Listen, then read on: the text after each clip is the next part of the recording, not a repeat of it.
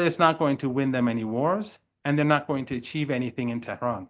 Just to make it clear, my position though, even if I have that belief, I think other countries should, military intervention is never the solution, and the US, Israel, other countries should just let Iran take care of their own problems.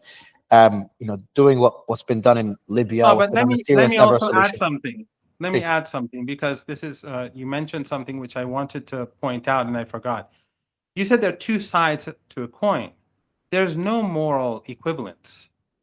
And this is something that in the West, whenever every now and then, and I don't mean you, but in the West, every now and then they invite someone like me. If they invite 100 people to speak out against Iran, they invite tens of people to speak out against the Palestinians, and then they invite a token Palestinian or someone or an Iranian to defend, and they say, there are two sides. Well, first of all, there's no equivalent. There's no equivalence in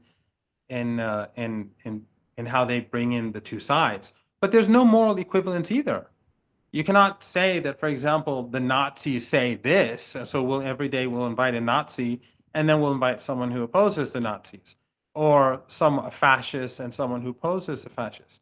The Israeli regime is clear. Iran is the bad guy, right? And the narrative in the West is the bad guy. Iran has always been the bad guy. But this bad guy is the only country in the world, alongside Yemen, the only country in the world that actively opposes a Holocaust in Gaza. But all the good guys, the good countries, the other side of the coin, they're the ones who, after 2 years of genocide, they have not sanctioned the Israeli regime. And it's not just Gaza, as I'm sure you know, every day they're killing people in Lebanon. Every day they're carrying out ethnic cleansing in the West Bank.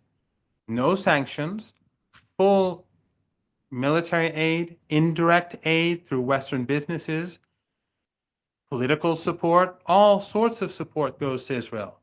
And when things get really bad among their own people and people are outraged, some countries start talking about recognizing a Palestinian state on a piece of paper, which means nothing, and it's just to quiet public outrage. So there is no, these are not two sides of the coin. One side is carrying out a Holocaust, and the other side is opposing the Holocaust. So how is it that Iran, which is the bad guy, the bad actor, the evil regime that suppresses its own people, that's deeply unpopular and corrupt and incompetent, that it is the only country that has been supporting the Palestinian people actively.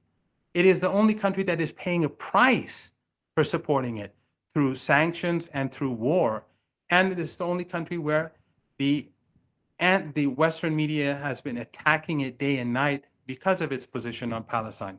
I think that means that, first of all, people should rethink everything that they've been hearing about Iran and the West for the last 40-some years. But also, I stress that these are not two sides of a coin. One side is genocidal, and the other side is opposing genocide. I want to go to something you said earlier, Professor, about the risks of a future war. So I was surprised when you said that Iran is preparing, or the war hasn't even ended, and Iran is preparing for the next stage of that war. And Israel's got a similar narrative. You got Netanyahu said we must complete our campaign against the Iranian Axis. He also said Israel will strike again if Iran rebuilds its nuclear project. We have no intention of easing off the gas pedal. That the defense minister said we must strike at all symbols of the Iranian regime until all the objectives of the operation are fully achieved. And analysts are estimating a 60 to 70% chance of new strikes by Israel on Iran, and obviously vice versa, in the next 12 to 18 months. Why, number one? Is that because Iran wants to strike Israel? Iran wants revenge for what happened? Or is that because Iran expects Israel to strike again? Mario, you know, and I know. I know you live in the Emirates, and the Emirates, you can't do or say much. No, I I can. know. I've got pretty much good freedom to say anything, but I'd love Yeah, to know I where know. you're going with this. I know you. I know you don't, unless you are under exceptional circumstances. Because my acquaintances in that country won't even speak on WhatsApp. They will not speak to me online about anything. Where you lived just a few years ago, if someone said something positive about Qatar, they would go to jail for 10 years. So, let's not be ambivalent here. Let's be very clear about, where things stand. If Iran has, when we talk about freedom and about, the situation, we can talk about countries which have slaves and indentured servants, and where people can go to jail for saying something good about someone and something bad about someone else. But in any case, we all know that the Israeli regime is a lawless regime that has been carrying out airstrikes for years. They bombed the Iranian embassy in Damascus less than 2 years ago. They bomb Lebanon whenever they want. They've been doing it for years. They bomb Gaza. They've been bombing Gaza for many years. It's the genocidal attacks on Gaza did not begin on October the 7th. I'm sure you know this pretty well, and I'm sure your audience is politically aware, and they know this, so I don't want to go into the history. The genocidal attacks in Gaza have been ongoing. This has just been the worst chapter, the most evil chapter in many ways. But the starvation siege, the genocidal attacks, it's been going on for many years.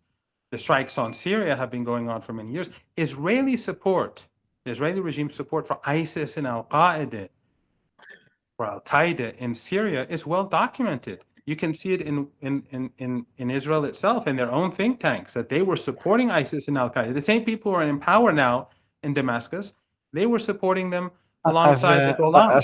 I spoke to Scott Horton yesterday for an hour and a half, and we went through the complexities of Middle Eastern politics, including Iran's history from 1952 all the way to today, and the relations between Israel and Iran. It's insanely complex. But what you're saying, what you're implying... But, it is insanely complex, but not that complex, where we cannot be clear that the United States brought about a coup in Iran.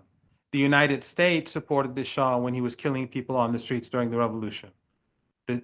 Carter said, we fully support the Shah after Black Friday, where thousands of people were killed on the streets of Tehran. The United States supported Saddam Hussein. The West, the Germans, gave Saddam Hussein chemical weapons, and the entire West gave Saddam Hussein political cover. And then they invaded Iraq in the name of chemical weapons, the chemical weapons that they gave to Saddam. So it's extremely complex. But the real bad actors, it's clear who they are. It is the Western Empire, and it is their colony, the Israeli regime, that pulls the plug on babies, on infants, on newborns in hospitals and lets them die. What I try to do is I always try to not put different parties or governments or countries into good buckets and bad buckets, whether it's Iran, Israel, or the rest of them. I try to look at certain events. I'm very critical, extremely critical of the war in Gaza. So some positions I do take, and I think what's happening in Gaza is heartbreaking. What's happening in Lebanon... What is it? Can you explain exactly how you would describe it? Whether it's a genocide or not, I think it's just semantics. For me, I just look at the... Is it really, Mario? Have you seen I'm sure you've seen the South African complaint, which was well over a year ago, to the ICJ. Israeli regime leaders expressed genocidal intent back then. They expressed they were very open about genocidal intent then, not now. And you know what happens to those people in the ICJ and the ICC when they make a move against the Israeli regime. The Americans sanction them. They threaten them. They show evidence of, I don't know, whatever. As soon as something happens, as soon as Israel is in trouble, then people are threatened with all sorts of things about rape, about, they suddenly, all sorts of people, they find dirt on them somehow. I'm sure I know that the Americans and the Israelis have Epstein's and Diddy's and others all over the place. But it's clear as day that the South African complaint showed that genocidal intent was there, and they've been doing it ever since. When it comes to Iran, though, do you think there's a possibility that relations between Iran and Israel could improve and surprise everybody? Remember, Iran was, very friendly under the Shah with Israel, and even after the revolution in the early days, Israel was, and the US through Israel, were supporting Iran with the war in Iraq, obviously for various reasons. No, is there never Israel was sending weapons to Absolutely Iran? None. Okay, so putting that aside, let me explain this, because this is something that they do say in the West. During the 1980s, the United States was supporting Saddam Hussein, and they removed the sanctions. Iran was sanctioned. And through Europe, they were giving chemical weapons. The French were giving jets. The Soviet Union was supporting Saddam Hussein. We were being gassed, and the UN Security Council wouldn't condemn Saddam Hussein. I survived 2 gas attacks myself. We were prevented from purchasing even gas masks while they were giving Saddam Hussein chemical weapons. So that, this is a fake narrative in the West. At one point, which I don't want to go into detail because that is a big story in itself, under Reagan, the United States wanted some sort of relationship with Iran. The reasons we'll leave for another time. And in order to create goodwill or an image of goodwill, they promised to sell Iran certain weapons. And those weapons, Iran did not purchase them from Israel. The Americans went and used those weapons that were stored in Israel, some of them, and sent them to Iran. And when the Iranians saw those weapons with Israeli regime letters and so on, they protested to the United States and they pulled back because they saw this as a sort of conspiracy to